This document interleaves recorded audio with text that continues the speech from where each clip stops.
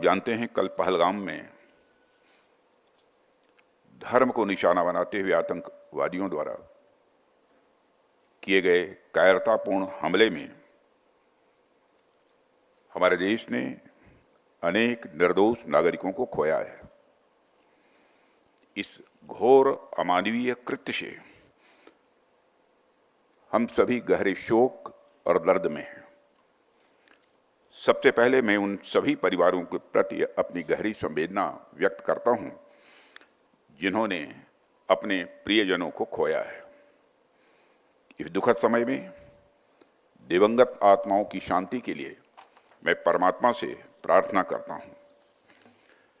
यहां मैं भारत के दृढ़ संकल्प को दोहराना चाहूंगा कि टेररिज्म के खिलाफ हमारी जीरो टॉलरेंस की पॉलिसी है। भारत का एक एक नागरिक इस कायरतापूर्ण हरकत के खिलाफ एकजुट है। मैं इस मंच से देशवासियों को आश्वस्त करता हूं, घटना के मद्देनजर भारत सरकार वो हर कदम उठाएगी जो जरूरी और उपयुक्त होगा।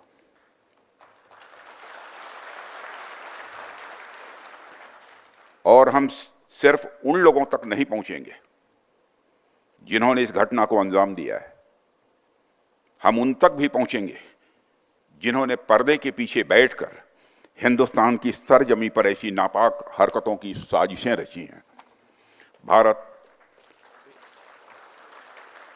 भारत एक इतनी पुरानी सभ्यता और इतना बड़ा देश है जिसको ऐसे किसी भी आतंकी गतिविधियों से किसी भी सूरत में डराया नहीं जा सकता। ऐसी हरकतों का जिम्मेदार और इसके जिम्मेदार लोगों को आने वाले कुछ ही समय में जोरदार तरीके से नजर आएगा। मैं देशवासियों को आश्वस्त करना चाहता हूं।